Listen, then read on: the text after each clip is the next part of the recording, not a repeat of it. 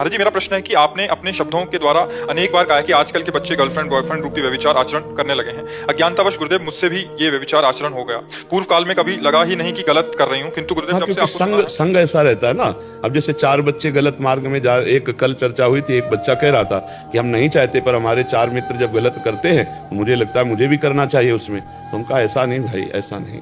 4 गलत कर रहे तो हमको तो थोड़ा विचार करना चाहिए कि हमसे कोई गलती ना हो। पर अबलो नशानी अबना नशे हो, आज तक जो हुआ पीछे भगवान करुणा करेंगे। भगवान कहते मैं पवित्र कर दूंगा, तुम्हारे सारे पाप नष्ट कर दूंगा, तो मेरी शरण में होकर नाम जप करो। भगवान से क्षमा याचना कीजिए, नाम जप कीजिए और आगे बढ़िए। और अब दोबारा ये बात ना कभी कहीं कहना हो, ना तुम्हारे दिमाग में आवे, तभी माना जाएगा कि आप भगवान की शरण में हो। देखो, ये तो यहाँ भागवतिक वातावरण में आप ऐसी बात स्वीकार करती हैं।